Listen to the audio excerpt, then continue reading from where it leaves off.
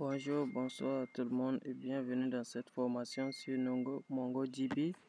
Aujourd'hui, on va essayer de voir la différence entre cette quelques thèmes en MongoDB pour débuter. Le premier thème, c'est Database. Database, c'est quoi en MongoDB? C'est la base de données en réalité. Donc, pour montrer ça sur un exemple, je passe sur mon terminal. Je me connecte à mon seul MongoDB par Mongo SH comme ça. Je suis connecté à mon seul MongoDB. Maintenant, je vais faire, je vais vous montrer. Vous voyez, par défaut, je suis dans la base de données test que j'ai créée. Maintenant, pour lister la liste de toutes les bases de données présentes dans ma base de données, je mets show DBS et ça me liste la liste de toutes les bases de données disponibles dans mon instance où je suis. Donc ici, je peux switcher vers une autre base de données en faisant juste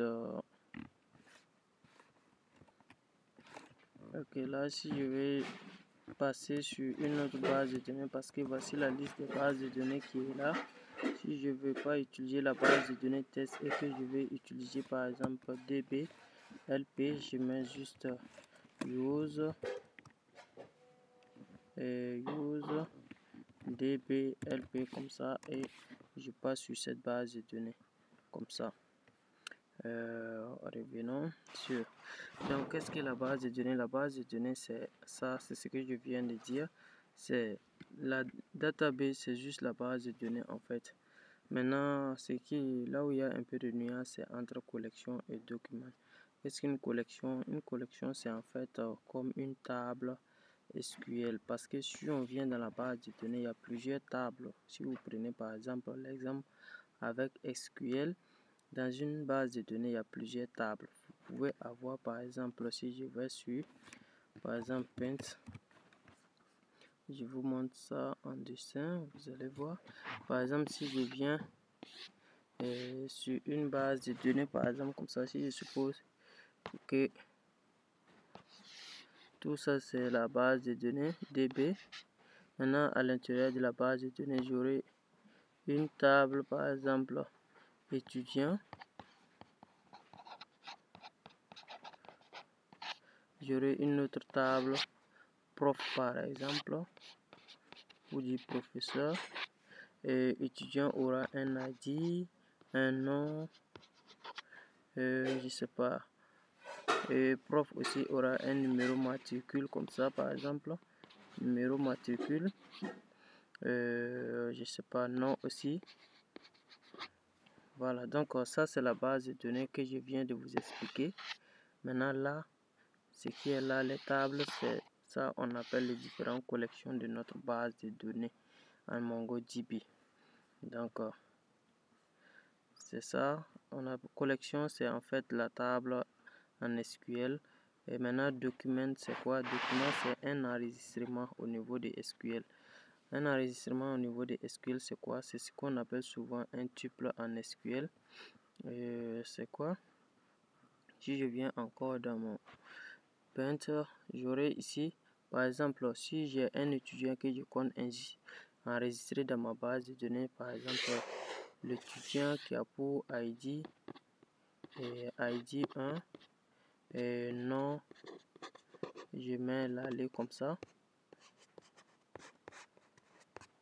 Et prénom, je ne sais pas, prénom, il n'y a pas de prénom dans nos champs, donc je laisse comme ça. Donc c'est ça qu'on va appeler un enregistrement de notre table. Donc ça en MongoDB on appelle ça en fait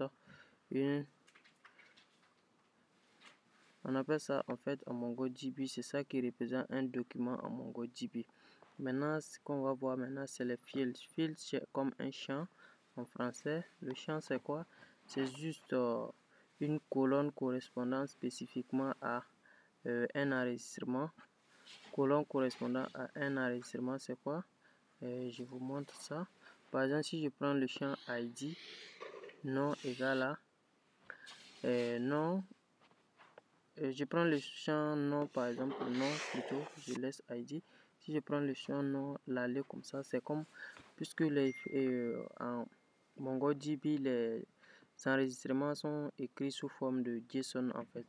Donc ici, c'est comme un champ valeur, un champ clé valeur, puisque les colonnes ne sont pas comme au niveau de SQL, mais sous forme de clé valeur. Donc si on prend une clé et une valeur comme ça, c'est ça on va appeler field, un champ en fait. C'est comme tout simplement une colonne au niveau de SQL. Donc j'espère que vous avez bien compris ces différents et la différence entre ces différentes parties, ces différents termes de MongoDB. Maintenant, je vais juste passer, vous montrer juste quelques commandes à savoir pour débuter en MongoDB. Les commandes basiques. La première commande c'est quoi? Mongo SH pour se connecter au terminal, ce qu'on vient de faire là. Mongo SH pour se connecter aux commandes, aux commandes MongoDB. Ensuite, on a use avec le nom de la base de données pour switcher sur la base de données qu'on veut utiliser. J'ai déjà utilisé ça également ici. Enfin, ensuite, on aura également DB pour voir le nom de la base de données courante qu'on est en train d'utiliser. Si je mets DB ici, je vois que ça me sort encore le nom qui est déjà ici. Donc ça me sort tout simplement le nom de la base de données courante que je suis en train d'utiliser. Ensuite on a CLS. CLS c'est quoi en fait? C'est pour juste effacer le terminal. CLS comme ça, pour juste effacer le terminal. Vous voyez que tout est parti et c'est resté comme ça. Ensuite on a show collection. Show collection nous affiche la liste des collections. Je vous ai expliqué tout de suite que collection c'est en fait des tables de notre base de données. Donc si je mets show collection comme ça va m'afficher la liste de toutes les tables présentes dans ma base de données. Si j'avais plusieurs tables, ça allait afficher. Vous voyez que ça affiche publie tout simplement, ça veut dire que je n'ai que cette table dans la base de données. Ensuite on a également db.drop drop database pour supprimer la base de données courante qu'on est en train d'utiliser. Et enfin on a exit. Exit permet tout simplement de quitter notre cell. Et quand on a fini, exit pour quitter le cell tout simplement. Et je crois qu'on va s'arrêter là pour les commandes basiques. Vous voyez que j'ai quitté mon cell et je suis revenu sur l'invite des commandes normales. Donc c'est un peu ça. Ici aujourd'hui on a vu les quelques commandes basiques sur MongoDB et ensuite la différence entre quelques termes clés de MongoDB. J'espère que vous avez apprécié cette vidéo. Si c'est le cas, n'hésitez pas à vous abonner, à liker la vidéo et à partager autour de vous.